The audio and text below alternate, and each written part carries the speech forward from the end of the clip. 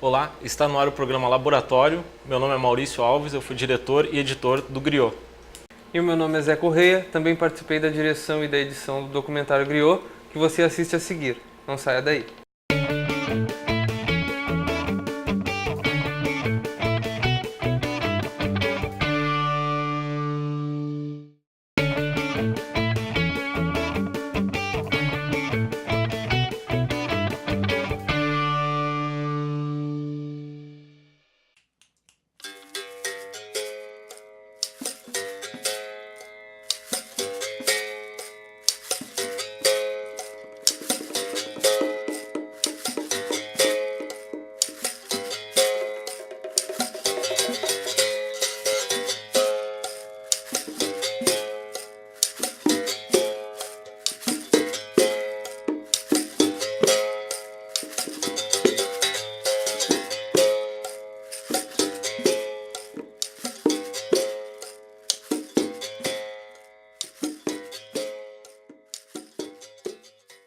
É importante ter presente que a história do Rio Grande do Sul, ela se caracteriza fundamentalmente por uma relação diferenciada em relação ao resto do Brasil, ou seja, nós temos uma historiografia no Rio Grande do Sul que negou ou negligenciou a presença negra no estado durante um bom tempo.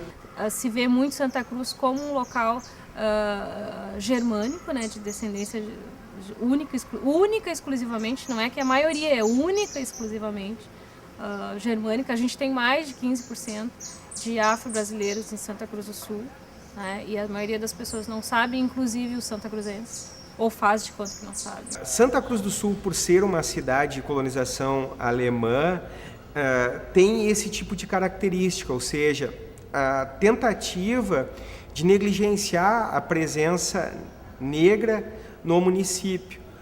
No entanto, é importante ter presente que antes mesmo da chegada dos primeiros imigrantes alemães, em meados do século XIX, já se faziam presentes aqui nessa região negros, caboclos, índios, luso-brasileiros. Obviamente que nos estados de norte, nordeste, até mesmo sudeste para cima, lá tu tem contribuições diferentes, até em termos de percentual de negros que acessaram aquele espaço em relação ao Rio Grande do Sul, né? No Rio Grande do Sul, o que tu teve? Tu teve uma cultura de colonização do indivíduo que chegou bem depois, né? Inclusive bem depois da abolição da escravatura, e tratou aquele espaço como se nada existisse antes. Que é diferente também daquilo que tu tem no Nordeste. No Nordeste, Sudeste, tu tem o que tu tinha, mesmo tu tendo colonizadores ou colonos ou imigrantes que chegaram depois, na verdade esses imigrantes acabaram se integrando à cultura local e trabalhando numa cultura única, né? Então parece uma coisa só, parece uma coisa homogênea. Aqui parece que tá toda fragmentada, né? Era besouro, chama do cordão de ouro. Era besouro, chama do cordão de ouro. Era besouro. A partir da década de 30, um associativismo negro bastante intenso na região, sobretudo a partir da constituição do Clube União, que até hoje se tem o nome do Clube Uniãozinho, né, em denominação, num contraponto ao Clube União mais central, que seria de uma elite branca.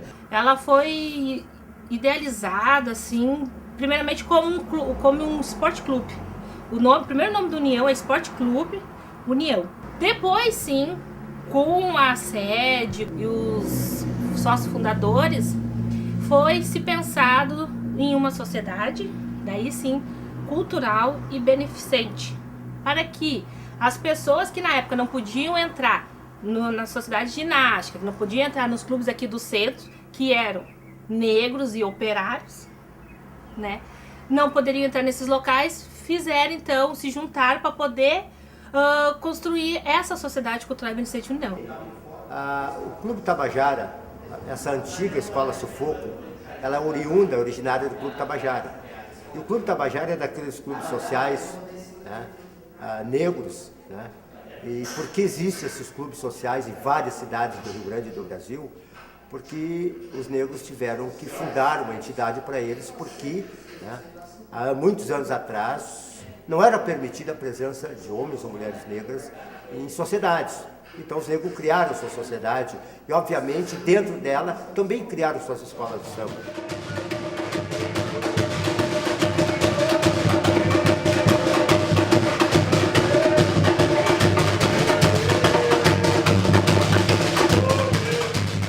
É um movimento social, porque e são considerados como os quilombolas urbanos. Tem os quilombos rurais, que lá, tudo certinho, né? Aquela questão do negro fugiu, as famílias se instalaram ali, então até hoje, então, aquela questão de propriedade de terra. Mas também tem aqueles que vieram para a cidade, fundaram seus clubes, e daí esses clubes são tidos como clubes sociais negros ou quilombolas urbanos. Porque é ali que a gente trabalha a cultura, é ali que a gente estava fazendo toda essa questão de se manter viva a cultura afro, né?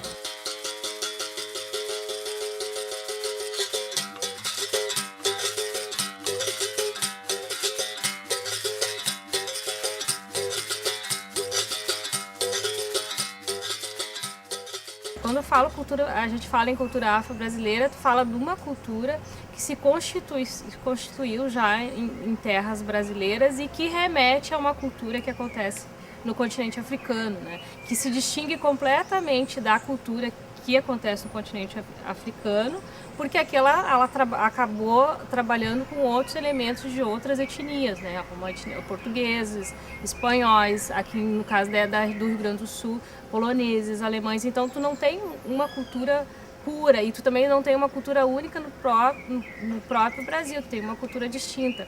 Desde de meados do século XX, nós já temos a presença de manifestações negras na região, mas essas manifestações elas sempre foram, de certa forma, marginalizadas, ou seja, Santa Cruz sempre vendeu essa característica de uma cidade de descendência alemã. A identificação do negro, eu acredito que exista. O que existe é que é difícil tu manifestar essa identificação num espaço onde ele é considerado marginal. E tu não precisa ser negro para valorizar essa cultura. Porque ela é uma cultura, ela é afro-brasileira, mas ela é uma cultura brasileira, né? O problema é tu privilegiar outras culturas, como culturas a teuto-brasileira, a ítalo-brasileira, e tu dizer que só isso é bom. Que é o que na verdade sempre é afirmado para a gente, é sempre afirmado para os negros e sempre afirmado para os brancos. Essa é a cultura boa. A outra é outra. Ela pode vir em segundo plano, em terceiro plano, ou até mesmo não ser considerada como cultura. A Afrocena, ela foi uma ferramenta de luta muito forte. Nós trabalhamos de 2008 a 2011 sem falar sobre a cultura negra. Nós, sendo a Afrocena, nós sendo um grupo de agitadores culturais negros, não falávamos sobre cultura negra. Por quê? Porque nós queríamos mostrar para a comunidade, para as pessoas, que nós éramos capazes de dialogar e fazer qualquer tipo de projeto que não fosse ligado ao nosso específico cultura negra. Nós conquistamos os espaços, ocupamos espaços. Bom, em 2011 nós sentamos, agora está na hora de a gente começar a levar um pouco da nossa cultura. Nós conquistamos aquele espaço, agora nós temos que ocupar esse espaço com aquilo que é nosso. E daí nós produzimos o curta Um Sorriso Negro, que tem como pano de fundo a Lei 10.639. Ela é uma lei que fala da obrigatoriedade da história e da cultura africana e afro-brasileira no ensino básico e no ensino superior. A gente acaba fixando a atenção no ensino básico, mas sob meu ponto de vista, a ideia seria trabalhar bastante e fortemente também com o ensino superior e no ensino superior na formação de professores para o ensino básico. Produzimos o Sorriso Negro, que é um curta que mostra a história de um garotinho negro de 8 anos que não quer ser negro porque ele não se vê nos livros de história, ele não se vê na sala de aula quando eles estão trabalhando a educação. Tu tem 10 anos de lei. Esse ano completa 10 anos desde da divulgação da lei, né, da assinatura da lei. Em 10 anos de lei, daria para ter formado pelo menos 2 gerações de professores. Nenhum educador consegue trabalhar essa lei sem ter noções básicas relacionadas à concepção da forma como se dá a construção histórica e cultural do Brasil. Em 10 anos de lei, daria para os professores que não estão capacitados para trabalharem com a lei já terem iniciado em algum processo para trabalharem nesse sentido. Nenhum educador vai conseguir exercer a implementação da lei sendo uma pessoa que tem dificuldade no sentido das suas relações étnico-culturais. O que eu estou querendo dizer? Que boa parte das pessoas tem dificuldade porque são racistas, muitas vezes não conseguem compreender a constituição desse racismo à brasileira, que é algo extremamente complexo, né, de ser enfrentado. Sou esse negro que não tenha medo, se tu bambiar, tu entra pra ver, se tu bambiar, tu entra pra ver, se tu bambiar, tu entra pra ver, se tu bambiar, tu entra pra ver, capim maçado, olha o bicho feito, capim maçado. A Companhia Afrocena, ela serviu como esse mecanismo de luta contra esse sistema. De uma forma sutil, nós entramos no espaço sem que as pessoas percebessem, levando vários debates, e depois nós retornamos a esses mesmos espaços, trazendo a cultura negra. Porque daí, nós não éramos apenas um grupo de negrinho fazendo aquilo que é a obrigação dele, apresentar a sua cultura negra. Não. Nós éramos um grupo respeitado. Porque nós já tínhamos mostrado para essas pessoas que nós sabíamos fazer qualquer tema que nos era colocado. Nós sabíamos fazer qualquer discussão aonde nós estávamos inseridos. Agora nós apenas estávamos trazendo a nossa cultura negra para eles conhecerem um pouco dessa negrada que nós éramos, que nós somos, que nós vamos continuar sendo. A gente começou a trabalhar, a gente começou a pensar e daí surgiu a ideia de se fazer o projeto Águia Agito, porque a gente via que durante os ensaios de carnaval tinha criançada lá, eles queriam tocar, e eram crianças que vão todos os ensaios e levam os pais, mas chegava na hora do desfile, eles não podiam desfilar, porque o tempo de ensaio era um pouco para eles poderem aprender. Então, a ideia do projeto é de se fazer as atividades, as oficinas de percussão durante o ano, para que quando chega o carnaval, essa gurizada, essa criançada esteja apta a tocar. E daí, também a gente pensou o seguinte, que esse piá de 9, 10 anos hoje vai ser o nosso percussionista bom com 18, 16 anos daqui a um tempo. E quando eu passava na rua e via um negrinho de 8 anos, uma negrinha de 10 anos ou menor, falou: pai, eu vi a tua apresentação, show de bola. Hoje nós estávamos lendo o jornal lá em casa e eu vi fotos de vocês no jornal. Poxa, isso era o pagamento melhor. Nós estávamos colhendo o nosso fruto. Nós estávamos deixando algo para essa negradinha que vem vindo aí. Eles estavam se vendo no jornal sem ser na página policial. Eles estavam se vendo no jornal produzindo algo positivo. Também foi pensado, e daí sim vem a parte bem, assim, a questão do resgate da cultura afro, foi pensado em atividades para essas crianças durante o ano também, para que a gente conseguisse passar para eles qual é que era a importância do negro, tanto na cultura, tanto aqui em Santa Cruz, estado, Brasil e mundo. E a questão do resgate da autoestima também, porque tem aquela questão do cabelo, tem a questão do nariz, tem a questão do físico do negro, né? Então isso a gente trabalha com eles também. Porque a gente é tirado como exótico, né? Porque, imagina, em terra de alemão a gente tá com o cabelo crespo desse tamanho, quando põe um lenço, a gente diz, não, mas né? É uma identidade, é uma coisa nossa, né? Então a gente trabalha isso. Então aí, a partir daí, o União começou assim a fazer o seu papel social, daí bem direcionado, a questão da cultura afro.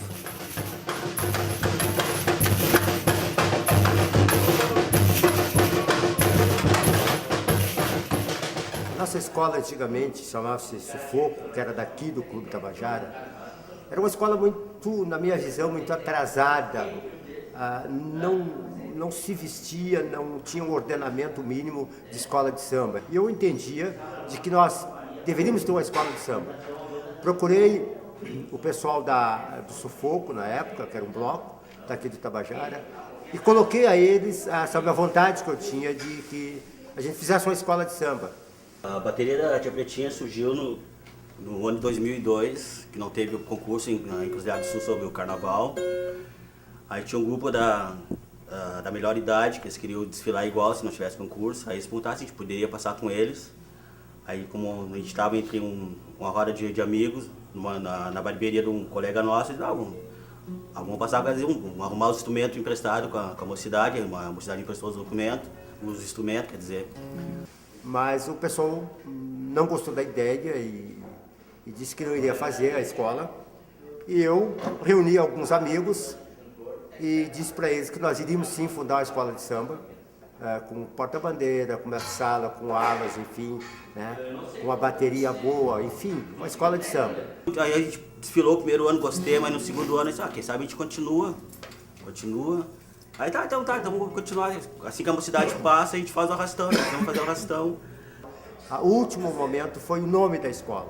Qual o nome da escola vamos dar? Mais uma vez, eu sugeri para o pessoal, quem sabe, não tem nada a ver com a Mocidade Independente do Rio, mas se nós somos uma mocidade independente, a gente quer fazer tudo independente, sem depender do Clube Tabajara, a gente quer fazer uma escola independente do jeito que nós achamos, pelo menos para poder desfilar igual para igual com as outras escolas. Por que então não botamos Mocidade Independente? Pô, caiu, foi uma luva, o pessoal adorou. E aí eu fiquei naquela, mas nós vamos escolher um nome. Aí ficamos assim, no terceiro ano, né? Aí nós vamos escolher um nome. Aí eu disse, fazer o seguinte, vamos homenagear a Tia Pretinha, que era uma senhora que sempre saía nos carnavais de Encruzilhada aí, saiu vários anos. Vamos homenagear a bateria de Tia Pretinha. Era uma pessoa folclórica. Em carnaval quem fazia era ela. Uma figura folclórica, né, cara? Não perdia um carnaval e mocidade doente, né, cara? Era a escola de coração dela, né? O início de qualquer entidade, e não seria diferente, né, a uma escola de samba, todo ele sempre é difícil. Não seria nós da mocidade que seria diferente. Com muita dificuldade, mas nós sempre fizemos muita janta, fizemos eventos para arrecadar. Aí nós começamos a ter dificuldade com instrumentos, que sempre a gente pedia para a mocidade, né? Aí às vezes a gente conseguia emprestado, não conseguia emprestado. Aí surgiu a ideia de a gente fazer almoços. Aí começamos a fazer almoço e janta e rifas, mas sempre explicando ao pessoal do que se tratava. Eu acredito, e se conversando também com outros integrantes de outras escolas, e escolas maiores de outras cidades, cada vez mais fica mais difícil colocar uma escola na rua, até porque hoje nós vivemos uma era de tecnologia. A dificuldade era só nos instrumentos. Aí quando a gente conseguiu fazer esse almoço e comprar todos os instrumentos, tudo que a gente tem aí é nosso. Não é nada emprestado, não é nada. E aí a gente foi crescendo, e aí todo mundo chama nós, festa, até na igreja a gente puxa. Na festa da Barba a gente tocou lá na... É o segundo ano, vamos a gente terceiro tocou ano. A procissão da Santa Barba, a gente, tu vê, né? Negócio estranho, o pessoal à missa ali, e todo mundo rezando e nós... Então a gente procura não deixar cair, procurando fazer eventos, festa, né? E assim a gente consegue, lá no finzinho, lá a gente consegue botar a escola na rua, mas sempre é muito difícil. Colégio também a gente toca. E não cobramos nada, né? A gente vai tudo na boa vontade. Semana da Consciência Negra a gente faz também nas escolas, mas nas escolas do município. Agora esse ano acho que para nós vai ter umas 3 escolas para a gente vai ter que fazer um calendário. E o bom da bateria é que não tem fins lucrativos, é só boa ação, é só convidar a gente vai. É uma escola muito aberta a todo mundo, a gente tem várias pessoas, né, que não são negras, que integram diretoria, coordenam alas, enfim, né? Talvez pela maioria de negros que tenha, as pessoas da comunidade, né? Olha, lá vem a escola dos negros lá e tal.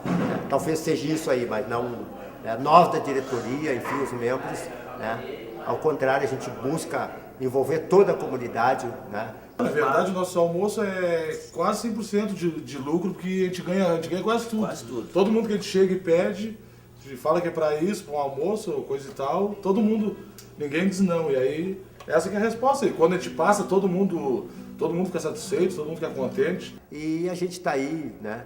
Já com mais de 25 anos, a Mocidade Independente, sempre desfilando. É talvez a única escola que apenas uma vez não desfilou no Carnaval de Encruzilhada. A gente costuma dizer que as pessoas têm que ser educadas para o racismo. Não é educadas para serem racistas, isso elas já são.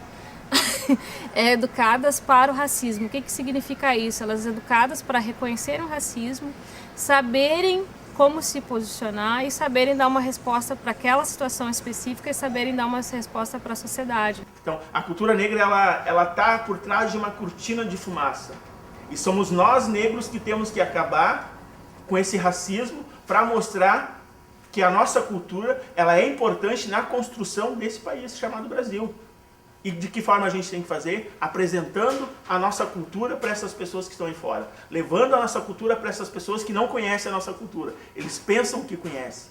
É apresentando, é nós pesquisando, estudando, porque se nós não fizermos isso, ninguém vai fazer por nós. Então nós temos que sair e apresentar e dizer, ó, nós somos negros, nós temos cultura, nós somos raízes e fizemos parte da construção desse país chamado Brasil. Tu discrimina, boa parte das vezes, aquilo que tu não conhece, né? Ou que tu conhece de maneira pejorativa. À medida que tu ultrapassa essas barreiras, né, tu começa a pensar diferente, tu começa a ver a coisa diferente e tu pode ter uma mudança efetiva aí da sociedade. Axé, contagia o negro no pelo, bota dendê no acarajé. Ô Bahia de São Salvador, pele preta guerreira, sou quilombo e aldeia, sangue zumbi na veia, meu povo incendeia. Maculelê é capoeira, escravo é guerreiro, ginga brasileira. Ô mamãe, sou caboclinho e vim de lá pequenininho. Vim junto com Iemanjá, vim navegando pelo mar. Oi, oi, oi, oi, oi, oi, oi, oi, oi, oi,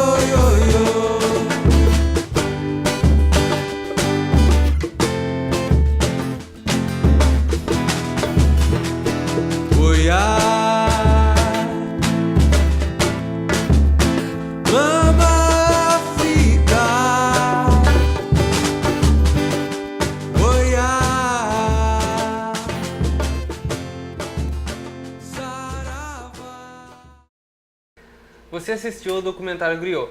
Logo mais depois do intervalo, a gente volta para contar como foi essa produção. Fique ligado.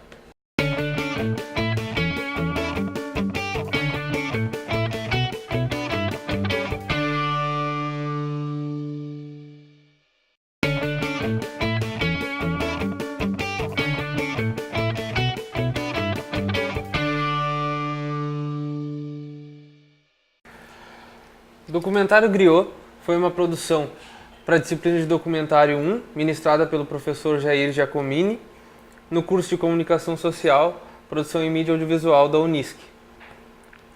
Como a gente já disse, eu participei da produção, da direção, da edição e da trilha sonora do documentário. Era um grupo de 5 pessoas, todo mundo ajudou, assim, tinha o Elton Pacheco captou o áudio, a Fátima Assis fez a produção, a Magda Padilha ajudou na direção da fotografia e o Maurício ajudou a dirigir, co-dirigiu o documentário comigo e também editou junto comigo.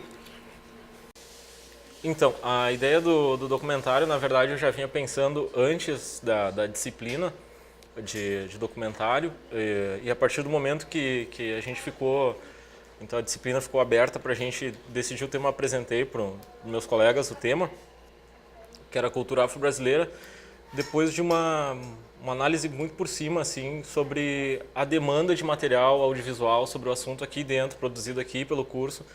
E eu vi ali uma oportunidade de produzir algo nesse sentido, de relevância regional, talvez.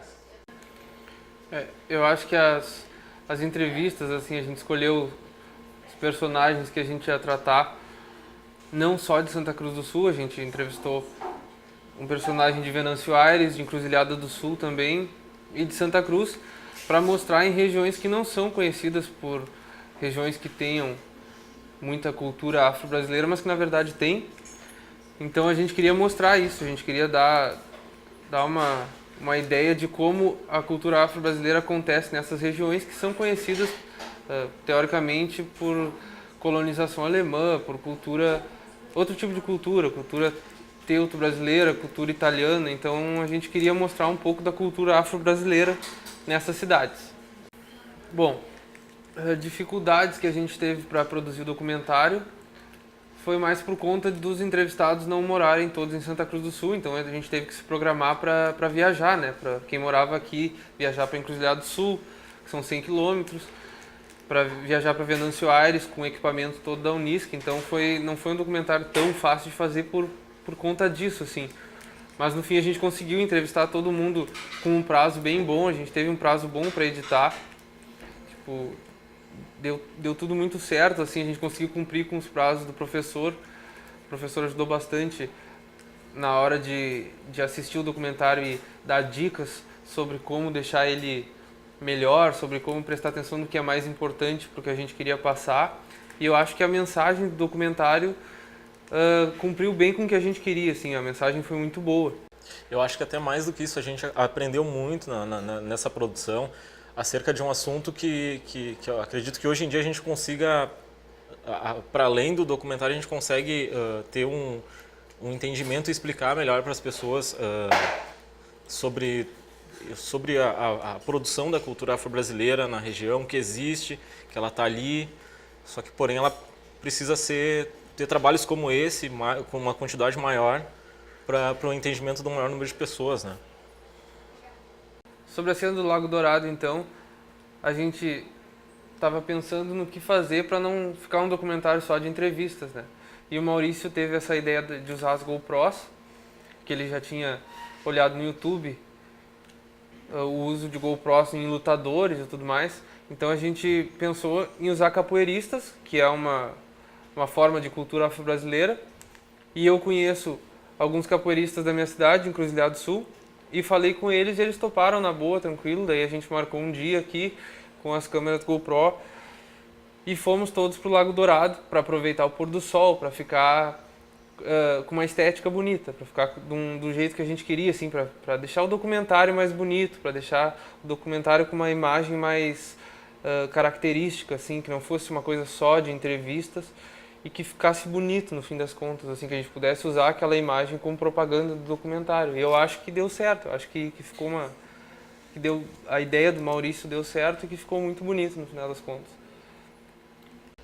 Dentro dessa logística toda do pôr do sol ali e tal, também teve bastante questão que fica como dica, questão de horários e tal. A gente tinha que estar lá, tal horário, porque o sol ia se pôr aquele horário. Até deu bastante correria aquele dia, porque a gente tinha que terminar aquele dia, tinha que aproveitar aquele pôr do sol devido à previsão do tempo, o tempo estava bom. Então todas essas questões é interessante cuidar antes de ir gravar, né?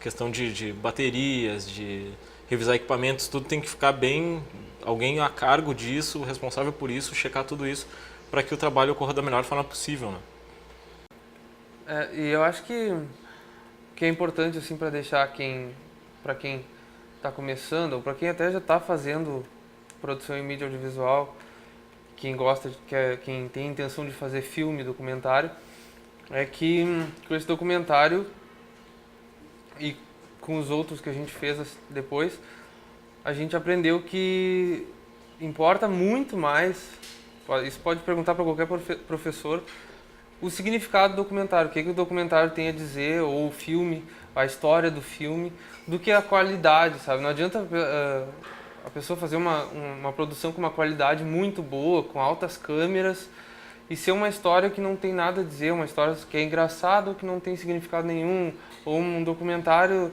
sabe, que não tem utilidade, assim, tipo, que não marque as pessoas, assim, que não faça ninguém pensar, assim. Eu acho que a gente já passou da época de fazer coisas para ninguém pensar, para a pessoa assistir e esquecer no dia seguinte. Então eu acho que esse documentário que a gente começou a pensar assim, pô, a gente tem que produzir coisas para que as pessoas assistam e depois que elas assistirem, elas continuarem refletindo sobre aquilo, assim, que sirva de lição, assim, que fale sobre alguma coisa concreta na sociedade, que sirva para refletir sobre alguma coisa. Então acho que essa é uma coisa bem importante, assim, para todo mundo que estuda na faculdade. Fazendo até o gancho com o próprio nome do curso, Comunicação Social, né? Então a gente tem que pensar um pouco em produzir em prol da sociedade mesmo, produzir alguma coisa produtiva socialmente, né? Aí sim o trabalho faz sentido, não fica só empilhando técnicas, efeitos e vídeo. Exato. O programa Laboratório fica por aqui. Obrigado por assistir. Não perca a próxima edição. Laboratório. Laboratório. Laboratório. Roteiro. Roteiro? É roteiro ou roteiro? Roteiro. Pauta. Script. Laboratório. Comédia. Drama. Terror. Suspense. Laboratório. Pré-produção. Produção. Pós-produção. Laboratório. Histórias reais. Histórias inventadas. Laboratório. Isso é laboratório, na Unisc TV. Tudo isso é laboratório, na Unisc TV. Unisc TV, canal 15 da NET, Santa Cruz do Sul. E em laboratoriounisctv.blogspot.com